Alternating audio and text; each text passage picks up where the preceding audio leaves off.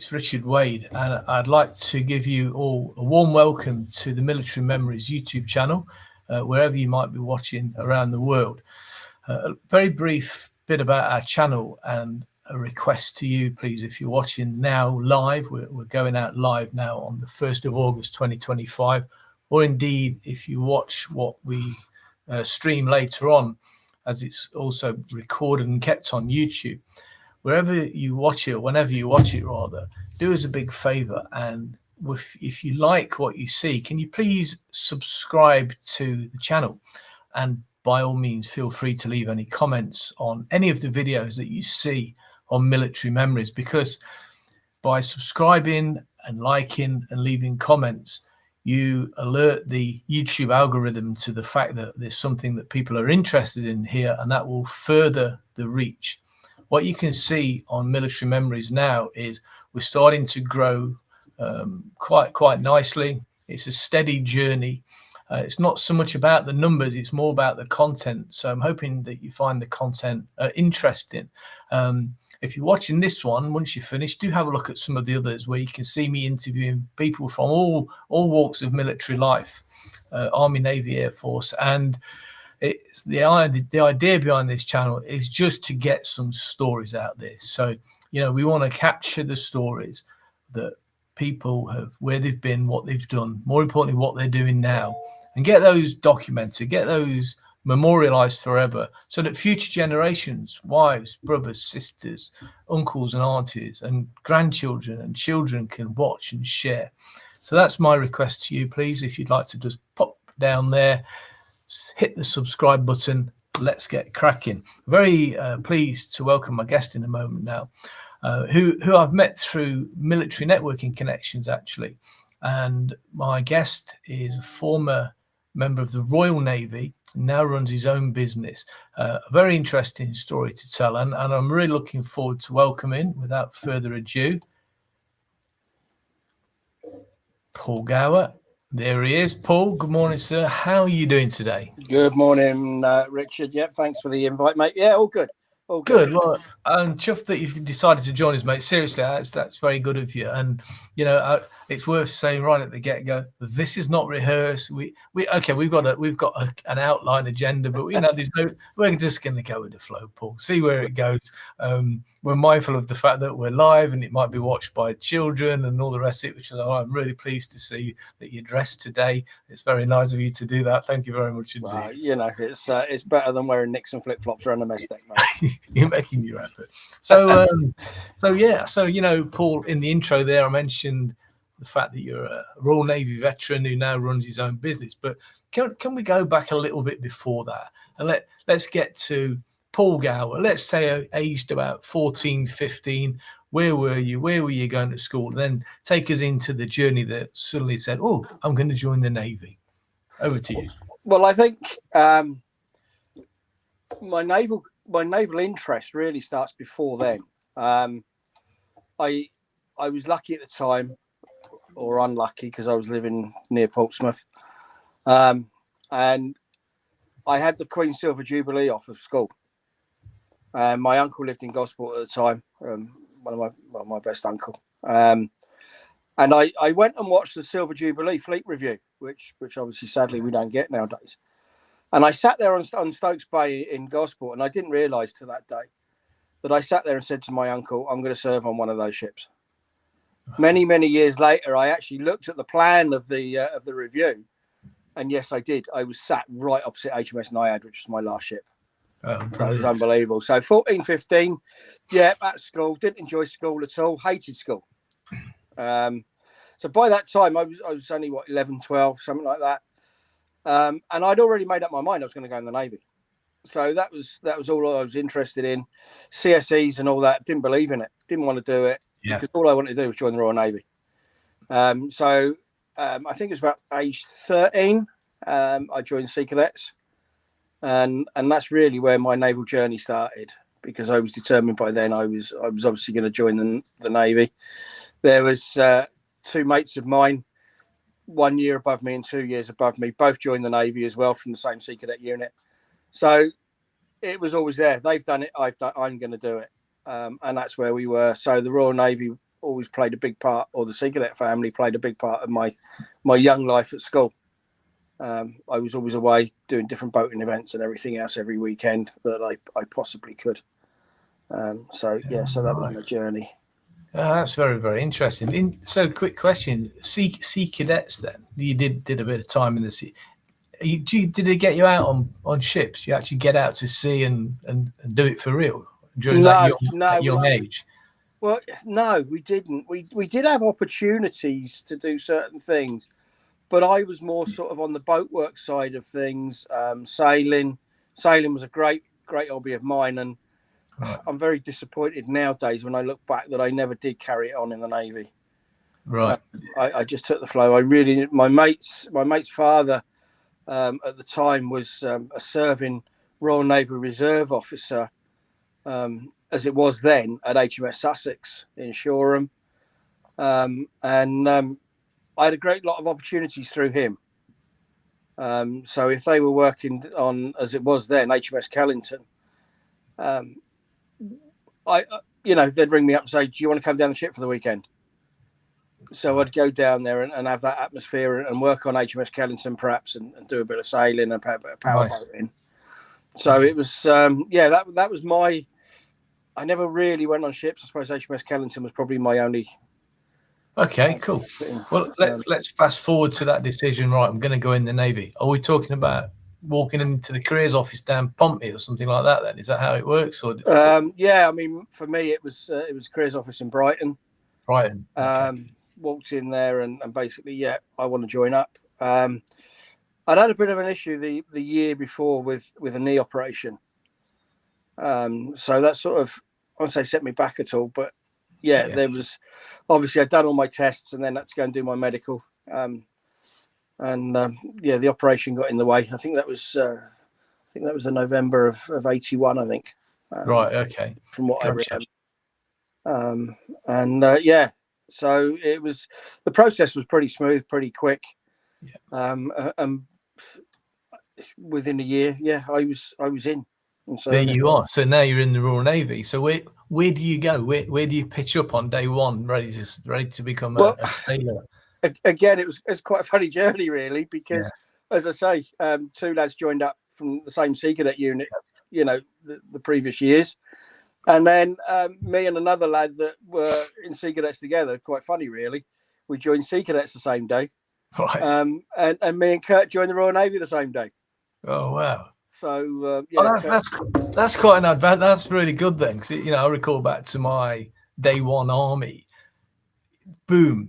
Hundreds of people. God, who are all these? But if you like to have an ally in the camp, that must have been really good. I bet that was quite an advantage. Someone sharing the terror of what was basic training about to come. Where do you go? Where was this? So this was down HMS Raleigh in Tor Point in Cornwall. Got it. So okay. Nice 6-hour train journey. It was a trek in them days. Probably a bit quicker nowadays. Maybe. You pitch up day one. Met at Plymouth railway station by some Matlow going, get in this 4-tonner now, you're joining up. Okay. This is your last chance. The train's there if you want to go back. But there was no way was I ever going back. No going back now. No. How long was your basic training, Paul? So for me, being in the seamanship branch at the time, I think things have changed now. Yeah. So basic training for us, part 1 was 6 weeks. Your normal square bashing, your normal kit musters, your normal God knows everything. Military stuff, yeah. Yeah. And turning you in from that 16-and-a-half-year-old boy into a man in 6 weeks. And then, unfortunately for me, I had to stay down there for another 8 weeks to do all my seamanship training. Ah, right. Okay. At Raleigh. Stayed on at Raleigh. Yeah, staying on at Raleigh, where obviously the other branches like the marine engineering, weapons engineering, and all the other branches went to their own bases as it was at the time. We stayed at Raleigh and did our seamanship. Gotcha. And when you finished that basic training, I'm thinking back to my own military training. It was at the army end of your army training was marked by a rather swanky parade, mums and dads and uncles and aunties and brothers and sisters all gathered around going, oh, don't they look smart, sort of stuff? Is it a similar thing? Did you have a passing off parade? You did? Yeah. It was, I can't remember much about the end of the seamanship. I don't think there was a lot there. Obviously, part one was a big, so I had my mum and dad there, and my cousin, who was my uncle's daughter. She was there because they lived in Plymouth. She was married to a submariner at the time. So she was there. And I can remember I had an American naval officer as my divisional officer for part one. And all Janet was interested in was this naval officer from America. Not that her cousin had just passed out of HMS in part one. I love that. I want to mention, if I may, Paul, just before we carry on, we've got people watching now. They'll be watching live on YouTube because. So welcome to whoever you are. I can't see who's watching, but what I can say is thank you. Don't forget to click the subscribe button. And if you do have any sort of messages or you want to get involved, just type it into the YouTube box at the bottom, and it will appear on the right hand side of my screen here, and I can bring it into the stream if it's appropriate, not full of profanities. I can drag them in. But so thanks to those people watching now. But Paul, once you've done that basic, then so you've done your basic training, you're now qualified member of the Royal Navy, so part of the UK military forces now. Where's your first posting? Where do you end up going from there? Well, for me, again, because of being the branch I was in, we had 3 parts of basic training in theory. So we had part 1 at Raleigh, part 2 at Raleigh, and then obviously the Royal Navy make the decision for you which sub branch you're going to be in. Yeah. So that's when I was, and it was something I always wanted to do, or something I was interested in. Never really wanted to go firing guns or anything like that. Yeah. That's why I didn't join the Royal Marines or the Army. Yeah. But yeah, so I ended up back in Portsmouth as a sonar operator. Oh, right. Okay. So then I had 6 weeks training then for hunting, detecting enemy, friendly or foe submarines, and everything that goes with it. And that's really, that's where my love of the branch, I suppose, was. Yeah, right. Seamanship and that I wasn't interested in. Wasn't interested at all. But the things of, what happens under that water is really interesting. Yeah. That's quite nice. That's quite. Did you continue that throughout your career in the service then? Were you one of those like sonar specialists then? Yeah, and that's our subspecialization. Obviously our priority is our seamanship. Yeah. So it's obviously steering the ship, refueling, replenishment at sea, bringing the ship to anchor, bringing the ship alongside, all those stuff. Painting her, making sure she looks nice, clean and tidy and everything else, for all these civil dignitaries that you have to put up with on board. Yeah. And at the same time, keeping this, being proud of what we served on. No, that's really cool, man. Yeah. And I get that. I really do understand that pride in where you're at and what you're doing in the group of people that you're with. So I've got to ask this. I can't ever imagine get my head around living in the ship. I'm going to bring some photos on the ones that you sent me later on. As soon as you said, I thought, my God, that looks like a cramped space. Yeah. Is there any room? Can you actually get away from people if you want to? Not. I mean, yeah, they mother cuddle them nowadays. But no. The only place we really had to get away from anyone was a junior rates dining hall. Wow. And as the word suggests, it was a junior rates dining hall. So the chefs and that were always setting up for food, for scran. But at the same time, it was also the ship's library. It was also somewhere that we could go away and do, if we had to do any task book training for promotion and things like that. But the mess square was 30 men. Wow. And you were in that mess square and that was the end of it.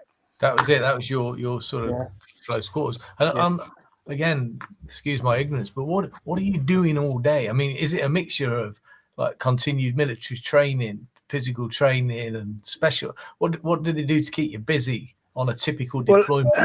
a typical day at sea for the Seaman branch. Start 8 o'clock in the morning. Turn 2 on your partnership as normal. Yeah. So whether you were, forward part aft, dining hall party, whatever you were. But then obviously we were still watchkeeping at sea as well. Yeah. So, unlike the Army and the RAF, we can't just stop work at 4 o'clock. No. We got to keep going. So you do a day's work, and then you do your watches as well, your 4-hour watches. Yeah. And then, obviously there's tasks to be done. So in the middle of that, there could be a refuel. So we're going to meet up with the Royal Fleet Auxiliary and bring some fuel on board or bring some stores on board. We can have fire exercises, damage control parties, all sorts of things. They can throw man overboard exercises, all sorts of things. And that sounds like really good fun. And I'm guessing that I do safety. I'm thinking fires. You got to be on top of that. If you're living in that and you're in the middle of an ocean, fire safety has got to be one of those big priorities. I'll tell you what else interests me as a former medic. What about sickness and illness? Does that become an issue in these conditions, or is that pretty much taken care of as well? Well, we always had a doc on board anyway. Yeah. Minimum of a leading medical assistant. Yeah. On the I can't remember on the Avenger because we were captain of the squadron if we had a POMA as well. Right. But we definitely had LMAs on board, and that was all cared for. Good. Yeah, good. I didn't realise you had a doctor on each one. That's pretty cool. That so you got. We didn't have any surgeons or anything like that, but we had a doctor on board. Good on you. Oh, good, nice one. All right, then. So that's kind of on our little journey. So we've done school. We've decided to go in the Navy. We've decided on what the branch, the specialism in sonar that we're going to go. You're now on that journey. Where did you go during your naval service? And pick a plum posting. Or if you look back and go, oh God, I had a bloody good time. What was the best? Can I call them boats? Are they boats or ships or what are they? No, and this is again. I'm glad you brought that up, Richard, because a lot of people we are different. And if anyone wants to understand Matlow's slang, we do. Please go and buy a book called Jack Speak. It's full of it. Right, okay.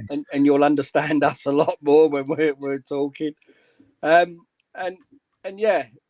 it was, let's go out and do those trips and do those things. So we would go.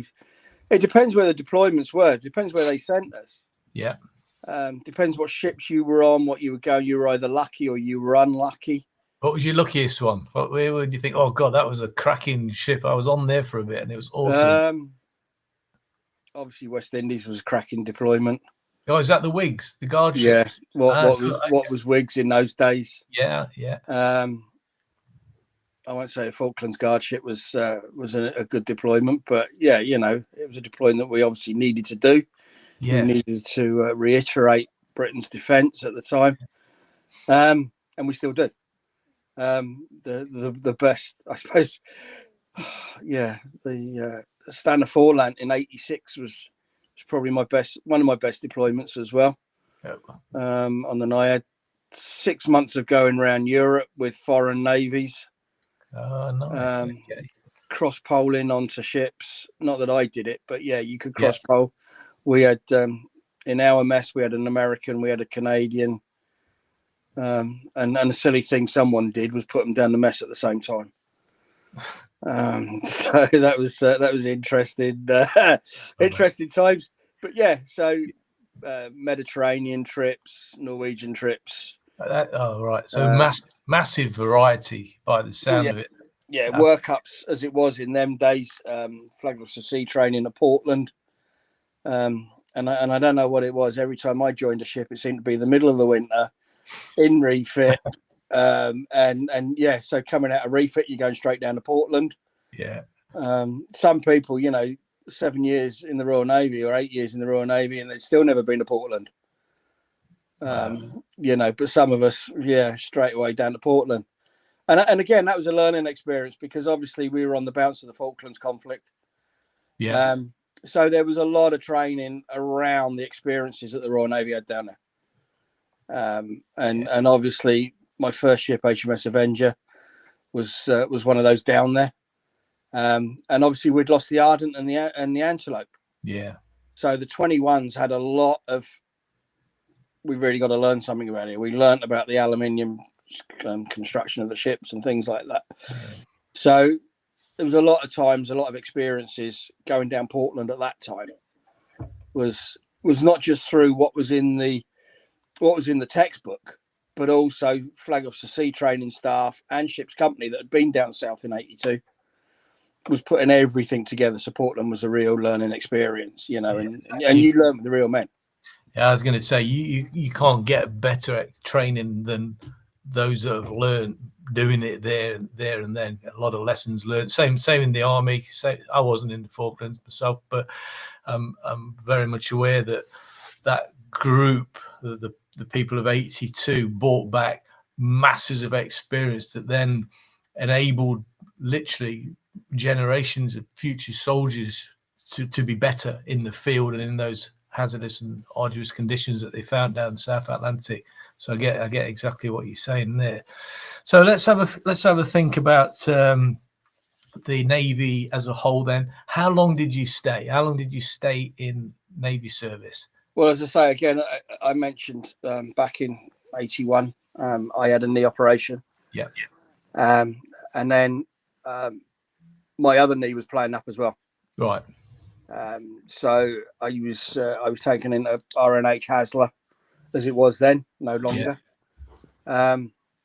And the other knee was operated on.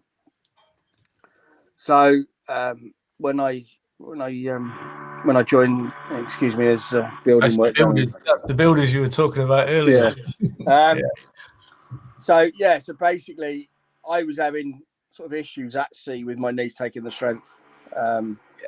The Navy, for some reason, weren't the best. You would probably think it, but weren't the best at operating on knees, because obviously the pounding that we took at sea. So last ship, HMS Naiad, standard foreland '86. Yeah. Come back on the Christmas, and my knee was well and truly playing up. Yeah, got it. And the doc said, I think that's we need to refer you back to the medical board. So they took that choice then to medically discharge me. Fair dues, yeah. Okay. And that's when So that was really the end of my naval career, abruptly. That brings on actually quite surreptitiously to one of the things I wanted to talk to you about. So if I'm hearing you correctly, you had some. We'll look at some of your ships and photos in a moment, but you had a good time in the Navy. Fond memories, good crack. Sadly ended with that knee issue, those knee issues. When the day comes where you now know you're leaving the Navy, how long have you got? What's the kind of transition time? Because this is important for the next bit of my chat. Are you out in a month, 6 months, 18 months? How long have you got before you're no longer a Navy guy? Well, with us, at the time, I was married to my first wife. So we were living in Plymouth in married quarters. And so basically I had 3 lots of 28 days leave. So it was what was owing to me anyway. 28 days resettlement leave. Yeah. And 28 days sick leave. And that was it. End of my career. Gone. There's the main gate. Where's your ID card? Yeah. And at the same time, you kicked out your married quarter. Oh, right. Yeah. So that's it. Literally, see you later. Bye. Bye. Gone. Yeah. Yeah. No care at all from the MOD. Right. So that was one of my key questions. So, you and I are both members of the Gendit network. We're very much tuned into what's going on transition-wise these days, although it's a long time for me. When I left, I didn't have a transition period. I was literally out within like 3 weeks or something ridiculous. But nowadays there's structure, there's a plan for and we'll maybe talk about this in a little bit more detail later, for those that want to get involved early and start planning for their exit, whether it's on natural time served or medical discharge, it's different now, isn't it? There's a bit of structure, and people can get on courses, and there's money and LCAS, all that's available now. But I'm hearing that you didn't have that by the sound of it. I had nothing, literally.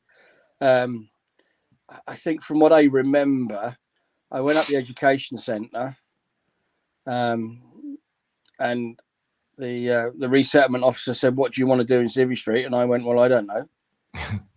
This wasn't. Have they got any ships? this wasn't in the plan, you know. Yeah. I can look for submarines. Oh, right, there's none of them on the High Street, Pompey High Street. Yeah.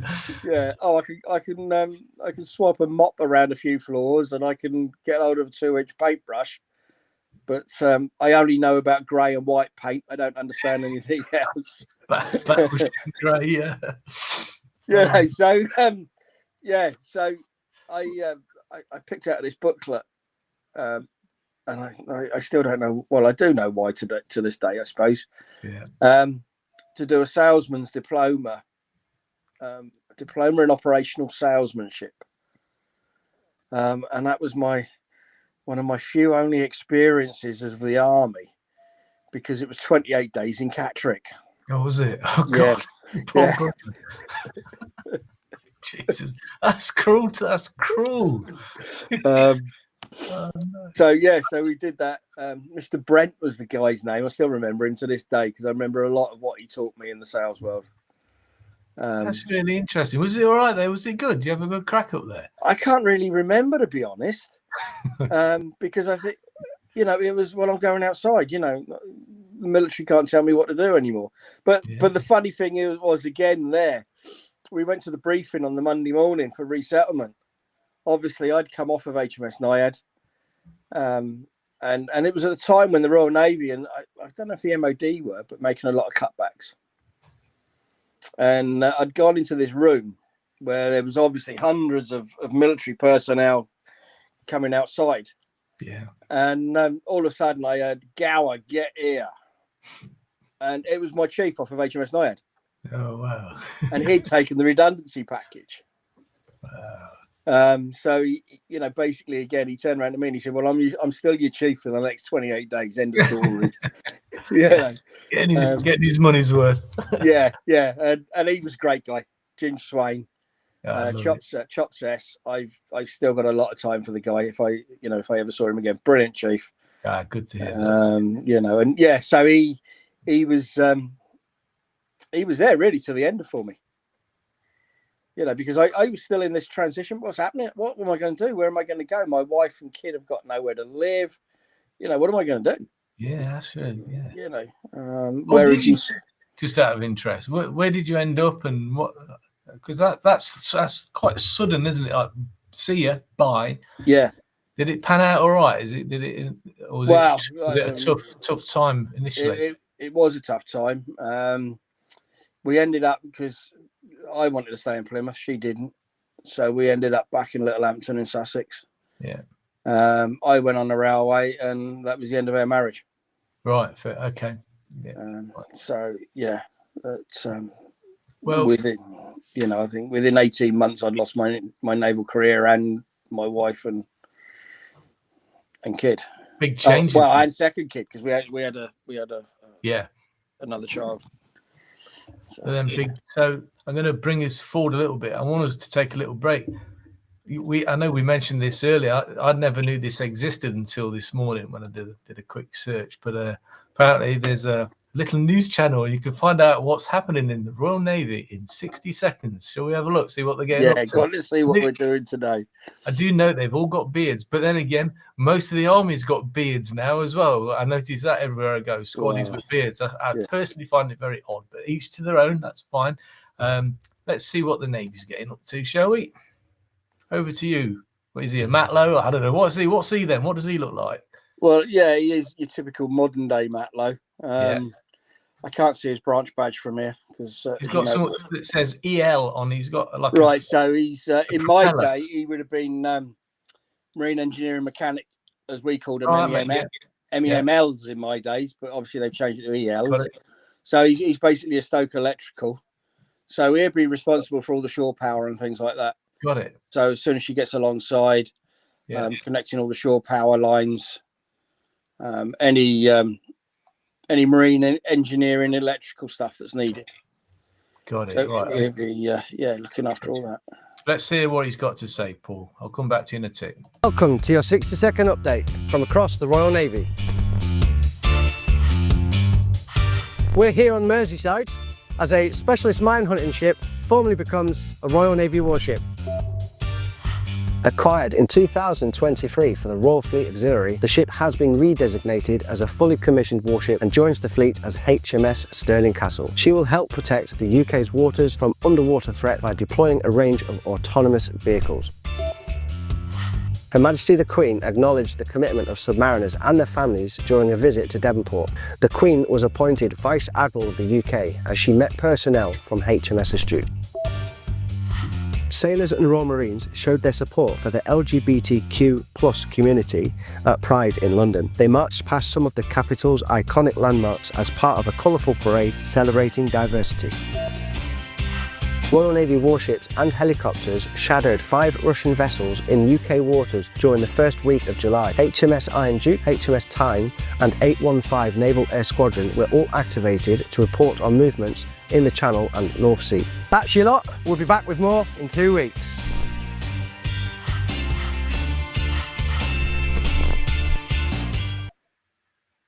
That's quite good, you know. I'm impressed with that.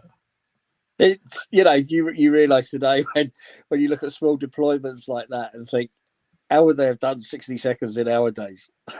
They wouldn't. Yeah, exactly. Yeah. Content. No, what? I hate to admit this. They actually all look really, really smart, don't they? They must have selected them well for the video. But that was really good.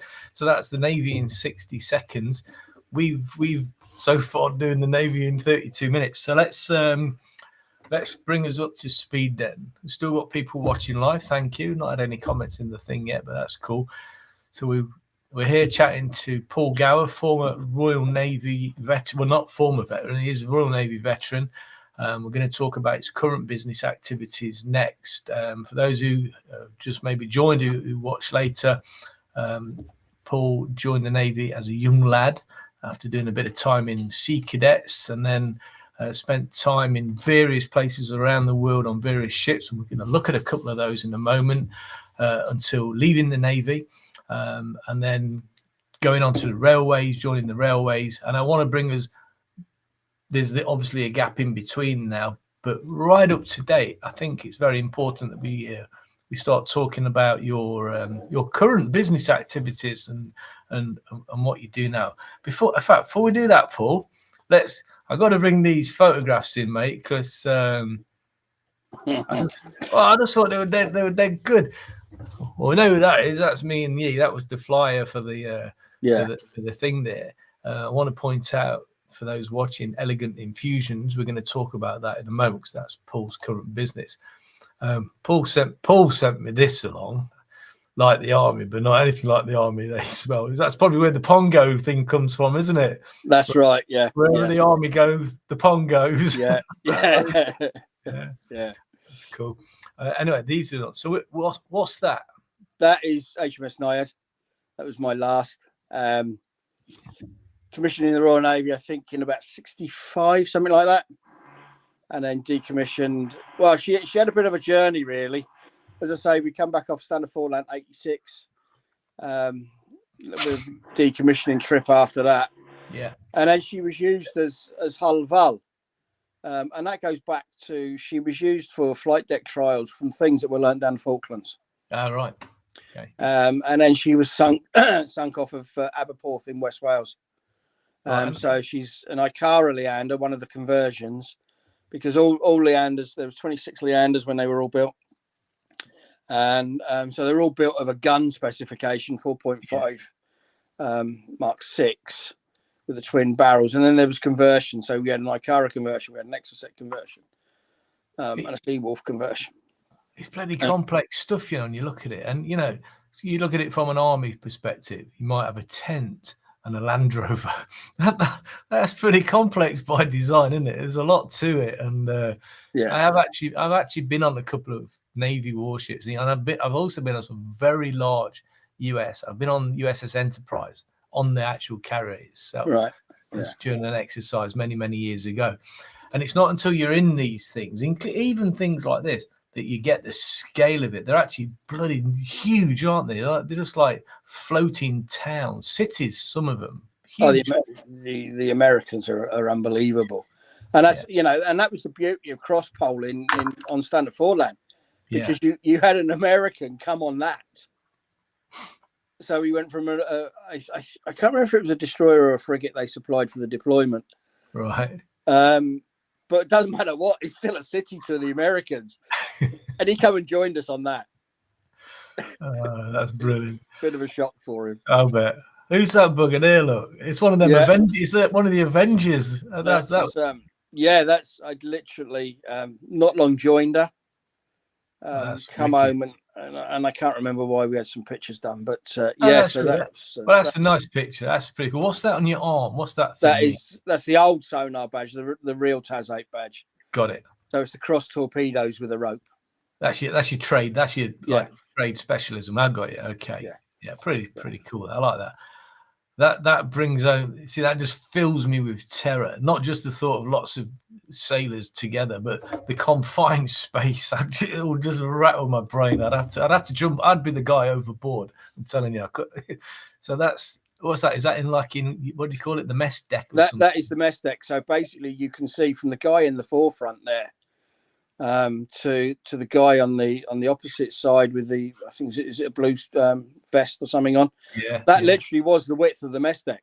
So in that square we had, what did we have in there? 2, 4, about 15 bunks in that square. Really? With our telly and our beer, our fridge. Your fresh milk fridge, yeah. That one. What I love about this picture, I don't know how clear it is on your screen, but on the main screen, when this goes out, people will see it clear. It's the fella right at the back. He's been left out. He's trying to look over. No, wait for me. Yeah, I can't without looking at my big picture. I think that was Dickie Davis. I think. It's a good picture, though. It really is. That's me right on the top. Yeah. Nobby Noble in front of me.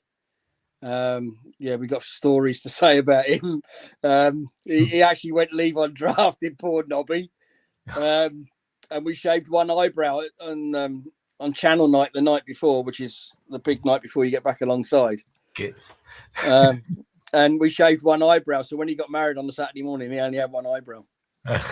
Oh, bless him. It's good to see everyone's got their issue of beer and cigarettes by the look of it, which is nice. But you won't be able to smoke on them nowadays, though, will you? I'm sure. Oh, I don't even think you're allowed to smoke on the upper deck now, let alone wow. Again, it goes back to our days where you see the Royal Navy, especially in 60 seconds and things like that. You see them doing all this fitness training. In our days, the club swinger would come down the mess and go, right, boys, I'm doing some sort of flight deck fitness. And you turn around to him and say, yeah, all right, clubs, I'll be up in a minute. I'm just going to finish this can and this fag and I'll be up. See you later. Never bother. Lock the door. Yeah. He's up there running around by himself. There's just a couple more. Let's see what else we got. A load of boats. How many ships there? Look, what are these? Are they frigates or something? Yeah. So you see there the middle one, F185. Yeah. Which was on HMS Avenger, as you saw the cap tally earlier. So we were captain of the squadron. Yeah. Outboard is HMS Amazon, and I think inboard, I can't remember, 174. I think it's the active. Yeah, that's very good technology. Terminology you're using, outboard and inboard. Are you referring to left and right, I suppose, in English? Yeah. Okay. You wouldn't see 3 ships tied up in Pompey or Plymouth Dockyard these days. No. That's good. Is that where that is? Is that in Pompey? No, that's Plymouth. That's South. That's actually South Yard in Plymouth. Got it. We don't really use that much, to be honest, but that is South Yard. Yeah. All right, then let's just 2 more. Well, that brings us on nicely to this, actually. So what I'm going to do is I'm going to close that one down. Bring me and you back in, and just kind of bring us full square to where we are today, and now you run a business, obviously called Elegant Infusions. Now, what I want to do is I'm going to share this screen put. I'm going to bring up your website so people can see what. So give us a snapshot then. What I noticed actually was this About Us section where it says a few years ago, my quest to reconnect with a Royal Navy shipmate led to an unexpected encounter with Reiki therapy. That was quite cool. And then the holistic wellness. Is that where it all kicked off then? You chat to an old mate and you thought, I know, I'll go set a business up about this. Is that give us the potted history of Elegant Infusions? Well, no, again, it was HMS Naiad is to blame again. Yeah. The doc that actually medically discharged me. Yeah, he was a doc with a difference. Sadly, no longer with us. He passed away a few years back of Pick's disease, and you'll understand what that is. Right, shame. Yeah. Being a medic. He was on the ship. Unlike medics in them days, he was on the ship twice. And when I was trying to organise the reunion in 2008, the first thing the boys from the 79 deployment said to me was, "Can you find the doc? We want our 50p's back." And that's a hell of another story, that one is. And I said, all right. And of course, as we know, in 2008, social media wasn't what it is today. Yeah. So I struggled and I found him. And I got over and I said, right, Doc, I said, I'm doing a reunion next year. You coming? And he went, no, I don't drink anymore. And I went, you what? You had 2 fridges in the sick bay, one for medical supplies and one for beer. I mean, pints of milk. And he said, no, I don't drink. And he said, I changed over to alternative therapies and all that. And I was working for a company based in Southampton at the time who have now ceased trading. And so I said, I'll come and meet you. I said, we'll go for a pint. You know, and again, it was, Paul, I don't drink anymore. And I was like, no, Doc, this don't happen, you know. And he said, come to my clinic. And I'm thinking, clinic? What's all this about? You know, I'm used to going to your sick bay, not your clinic, mate. What's all this about? I said, all right. I said, I'll tell you what. I said, I'll come to your clinic and we'll go for a drink. No, I don't drink anymore, Paul. And I'm like, I just don't get it. You know what I mean? And all of a sudden, yeah, as you say there, he introduced me into Reiki therapy. And I had some therapy. And he basically, he turned around to me at that point, bearing in mind, I'm living in South Wales. He turned around to me at that point. He said, right, he said, you're going home sick. And I said, what do you mean? I said, shut up, John. And he's like, Paul, you just had a nervous breakdown. You're about to have a nervous breakdown. And I'm still skeptical of this alternative therapy, whatever you want to call it at the time. Yeah. And I'm like, oh, John, go away. So I did. I drove straight home, walked in the door and had a nervous breakdown. Bang. That was the end of me. Wow. And I thought, wow, this stuff does work. And it really tuned me then into alternative therapies. Interesting. So I didn't last much longer at Patton Calvert. And we had the reunion, sadly, without John, because he didn't drink anymore. And the boys were gutted because they didn't get their 50p's back. And I was like, well, what do I do next? I was, but this time severely ill. And not realizing mentally my brain gone. Yeah. And what was wrong with me? Why I was, going through these issues. Bearing in mind, I must say, by now I was remarried with a couple of kids as well. Yeah.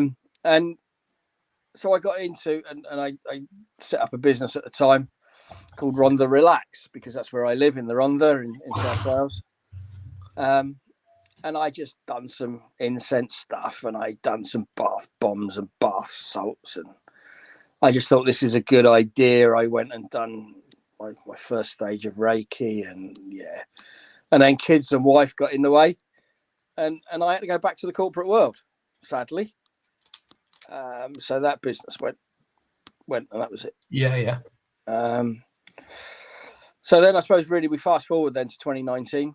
I split up with my current wife, my last wife, or whatever you want to say. Yeah. And I was in a mess. Obviously, as we know, what happened in 2019. Yeah. So I ended up sofa surfing as well for quite a few months.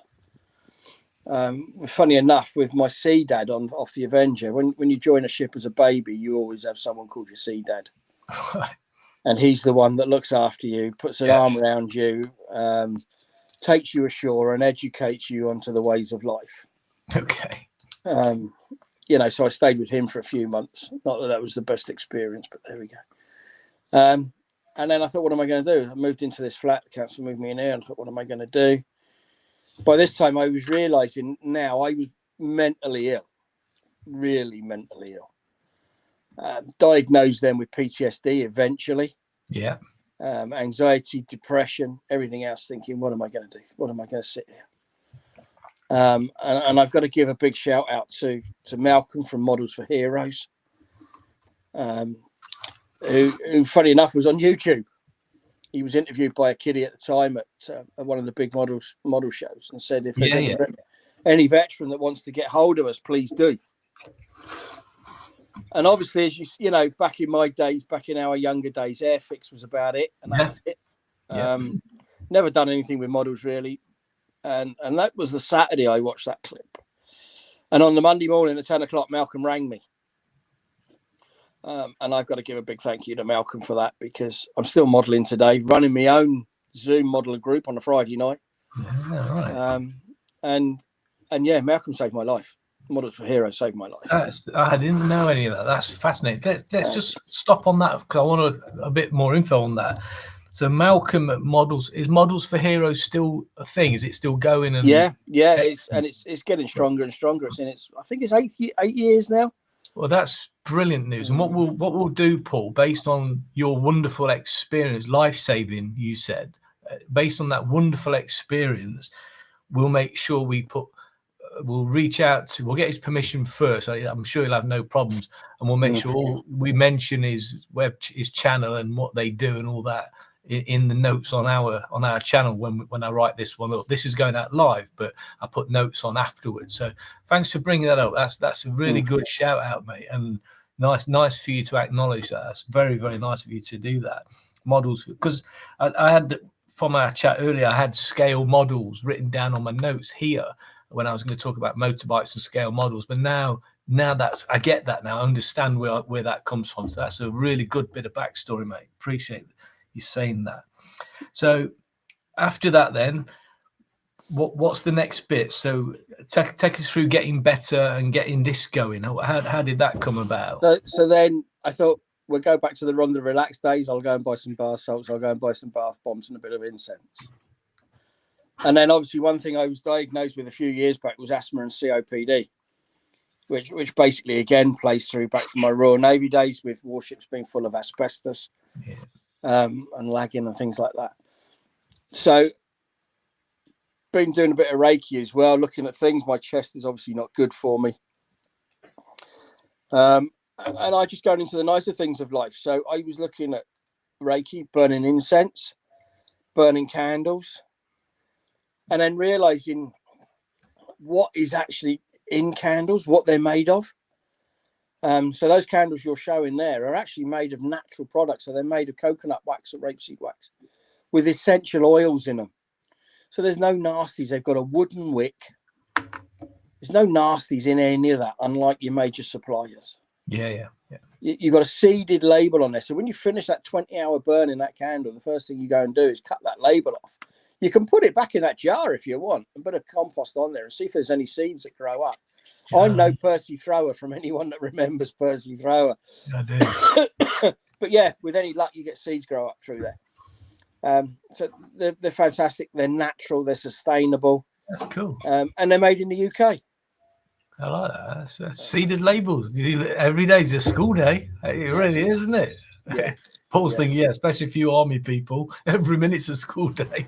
But when this is your current business. We're on 49 minutes, so let's concentrate on your current activities now, and let's try and push and promote what you do and where you do it. So I've been all over your website, and there's a lot of stuff on there, isn't there? You provide a lot of stuff. That's pretty comprehensive. And did you say it's all UK based? Was it all? A lot of the products are UK based. So the candles, the flower diffusers, the natural soaps, the soaps are all UK based. Awesome. Obviously, the incense sticks we know have got to come from India. Yeah. But again, they're handmade. We're supporting little villages. I know some of these products are mass produced, but we are supporting little villages to get these products made. And that's what I want is sustainability, environmentally friendly. My asthma has now gone from asthma and COPD to severe asthma and moderate COPD. So I really am struggling. So we need these healthy products. We need, I've got natural deodorants. I don't use I don't use your run of the mill deodorants anymore. I use a natural peppermint cream deodorant. I've got face masks in stock for the ladies that love to treat their faces, and look more beautiful than what they already are. But it's a natural face mask, so they just wash it off. There's no clogging drains up. No, the natural soaps that I do, again, are made in Wales, so they're literally down the road from me. But the bottles that they come in are from prevented sources in the world's oceans. Wow. That one there is Scottish Fine Soaps, which is a range of natural products that are made in Scotland. There's lots of things on there. We will be reducing the ranges, I must admit, to enhance on other ranges. In the coming months. But so Elegant Infusions was started just over 2 years ago now. We rebranded from Paul's Holistic and Gift, where you might remember that, I think. I think I do. I think I might. I do recall that. Well, that probably about not long after we first met. Probably at some stage, I would have thought. That's right. I think that was the first meeting with Jen Ditt with Chris and that. So we moved on from there, and this is where we are today. So there's still a lot of work being done on the website at the moment. There's things that need doing there. It's looking nice. I've had a really good look around, actually, and I think it's worth mentioning.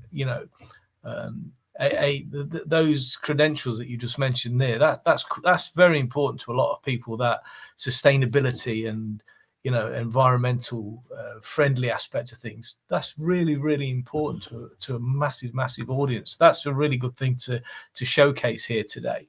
Also, what I liked about it is, and I did have a really good look around. I haven't bought anything yet, I must admit. I might buy. I might. If we get 1,000 likes, I'll buy 100 quid's worth of stuff. But no, but it does look nice. It's dead easy to get find your way around, and the drop downs work well. Like celebrations, click, Father's Day, Easter, blah blah blah. All that it just flows quite nicely, and it's nice, clean. As I say, I haven't bought anything, so I'm a tight-fisted army get. But I'm sure it's all. But you don't wash, do you? So not often, no. I try to do it like a couple of times a week. Need it or not. but no, good. Hats off to you and your team for putting that together. It looks nice. We're on 53 minutes, and I think it's important now to talk about where people can find you, what you do to promote your business. So we know you've got your website, but I also happen to know, because I've bumped into you at places. Silverstone was the last time, but you do networking, Paul, as well, don't you? So where do you go networking? Where are people going to find you hanging around? Well, again, I suppose the Royal Navy is inside me, so I deploy to anywhere. And one thing I am doing a lot of work with at the moment is Leon up in Cheshire. So he's based around the Manchester Crew sort of Stockport area, and he runs Cheshire Business Networking and Cheshire Business Expos. So I will be up there the 17th of September. I will be in Crewe at Crewe Football Club. Oh, right. So you'll come and meet me there. Networking, I run my own Monday night networking meeting. Yeah. 6 till 7 every Monday night. So, if you want to give your business a plug, and we don't look at it as giving you, what we call it actually is Monday Connections, powering up your business. Because again, on there, I don't sell anyone's business. I don't want you to come on there and flog your business. What I want you to come on there and do is network and is say, look, if you're struggling with this, actually, I know someone that can help you. Yeah. So again, we're trying to build people's businesses.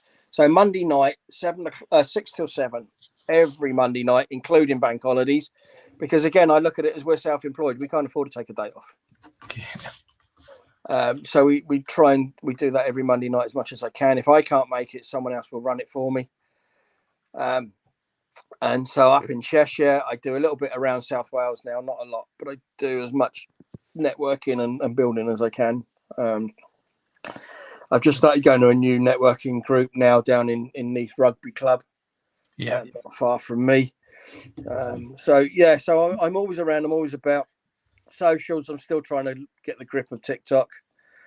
And other things like that. So yeah, we're always around, and obviously the website, as you say. So I think that's why I wanted to make sure we got that front and center today, because that's really important. Because obviously actually shopping center. That's where we want people. But you've hit something on the head that resonated with me. You talking about your get-togethers and your Zooms where people don't come on and try and sell their stuff. They come on and network and chat and meet and have, that's really important, because what I've picked up over many years is that, the business follows. Simple. People get to know you, like you, trust you, then the business follows. And very often people spend too much time on trying to buy my stuff, there is a place for that, because we've got to make some money, but often the networking is the key to that. And that brings us an opportunity to tie a couple of things in together as we come to an end. You'll have the final word. The Gendit network, it's worth mentioning that, because we're both veterans, one Navy, one times Army, but the Gendit network, I'm going to put a link to that here as well.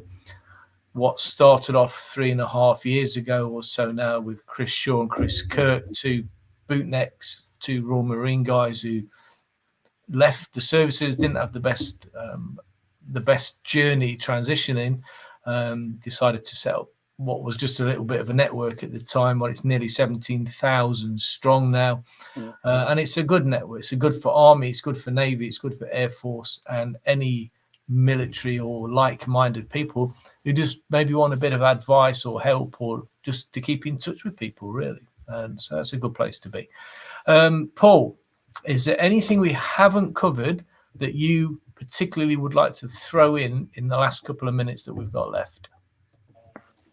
I can't really think of anything at the moment. It's just, let's just network. Let's just grow our businesses.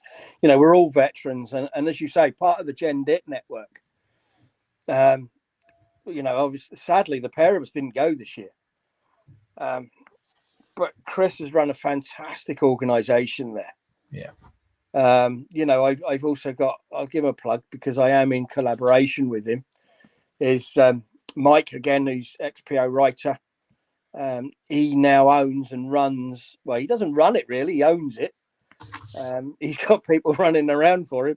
It's the Powder Monkey Brewing Company in Portsmouth. Oh, yeah. Some lovely beers, absolutely fantastic craft. I've met the brewer, the head brewer, Mark, and a few of the other team. They do a fantastic job, not just for the brewing industry, but other things they do. They do motorsports and all sorts of things. And I think they support a couple of football clubs in the area. Wow. So so they do a lot. And obviously, as you mentioned, Silverstone. Yeah. We've got the X-Forces Enterprise Group, and Mission Motorsport. Only yesterday I took my daughter to a racetrack in London because I bought her a sports day car experiencing. So Mission Motorsport are a fantastic organisation. And I think we need to get together as veterans, as you say. Even Chris, coming out in recent times, didn't have the experience of resettlement. Exactly. Yeah. And my experience was even worse. So you know, veterans really need to get together. You got Gareth at Veterans Can, you know, so there's a lot of veterans group out there that you know, can help us. There's a massive network, and it's got the right ethos generally behind them as well. You know, there to help people. Again, the business does follow afterwards. It's by default, which is even like icing on the cake, I guess. But you're right. Those ones that you've mentioned today, again, I'll add links into the little notes that I put together at the end. But yeah, so Paul, I'm going to say thanks, mate. I've really appreciated it. You know, we've met a couple of times over the years. We've always had a good crack. That's what I always like about when I bump into you. Last time was at Silverstone. You don't mind taking the piss out of the army, and that's fine by me. I'm thick-skinned, used to it now. So but long may that continue. Seriously, thank you. Well, you at least you don't rate your hotels by stars anyway. That's very true. No, leave that to the boys in the Air Force. But no, listen, mate, I'm going to put you out of shot and close the show down. But I want to say a big thanks, mate. Seriously. Thank you, Richard. No, thank you for the invite, mate. And I just want to, in closing, wish you all the very best. And seriously, thanks for your time, mate. Cheers, You're mate. going out of shot. Don't disappear just yet. I'm going to come back to you when I've closed it down. So, thank you. Thank you so much to Paul Gower from Elegant Infusions, Navy veteran, for joining us today, giving up an hour of his time. Really, really appreciated. We've followed Paul's journey from young boy sea cadets, joining the Navy, serving all over the world on various ships around the world, which is great. Very interesting and varied career. Leaving, doing various other jobs. Again, very varied, very different things as he's progressed to where he is now as the owner of Elegant Infusions. And what I liked about today's chat, and it kind of brings the networking theme to the fore. Paul's not just been talking about him and his business. You'll notice he bought in Veterans Can, he bought in the Gendit network. He talked about the Powder Monkey Brewery and the Models for Heroes, I think it was. I'm not sure I've got that right, actually. Yeah, Models for Heroes. So it shows that wider sort of way of thinking. Let's not just think wider, network wider, and the business does actually follow. So I'm going to close the show now. Thank you so much for watching. I hope you've enjoyed it. Please feel free to leave any comments. And don't forget to subscribe to the channel. Thank you so much for your